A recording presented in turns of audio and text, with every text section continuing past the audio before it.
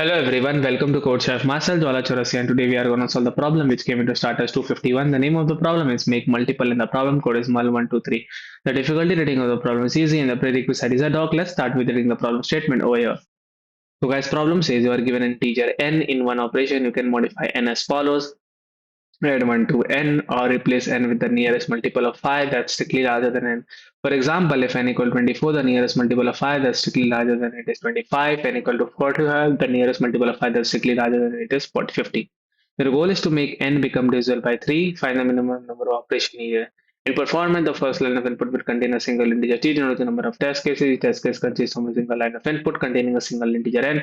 Output format for each test case output a new line. The answer, the minimum number of operation needed.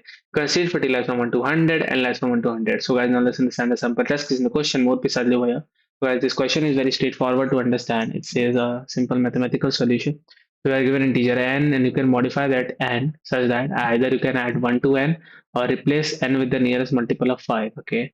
Our goal is to make n divisible by 3. We have to make it in a minimum number of operations. So these two operations you can take, like let's take okay, we got number of test cases as 4. So first test case is 1, which is n equal to 1. So replace n with the nearest multiple of 5. Let's say it will be 5. Okay. This turns to 5. Okay. Then add 1 to n. Then I will add 1. It will become 6, right? So it is divisible by 3. So in how many moves we did? 2. So output is 2. So guys, I think the test case is pretty much clear. Now let's move towards simple solution. Observe that among n plus 1, n plus 2, one of them will be a multiple of 3. This is because among any three consecutive numbers, one of them will be a multiple of 3. In general, among of k consecutive numbers, one of them will be a multiple of k. So the answer is certainly at most 2. We started at n and keep adding 1 while it's not a multiple of 3. Thus, we only need to check if obtaining an answer smaller than 2 is possible, meaning either 0 or 1. An answer of 0 is possible only when n is already a multiple of 3, which is easy to check.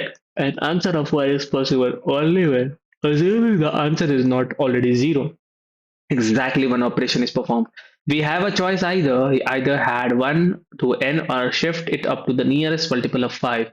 Simply try both options and check if either one is a multiple of 3. If either one works, one is possible. If both of them check false, the answer is true, since just 2 addition will work. So guys, I think the solution is pretty much clear. Now let's move towards simple C++ code. So guys, this is my simple C++ code. I took the input for all the test cases as well as n. If n modular 3 equal to 0, I will print 0. In the other case, I will go to my condition check and I will print 1 or 2. And as you can see that guys, I have got my C++ code right. Now let's move to my Python code. So guys, this is my similar Python code. I took the input for all the test cases.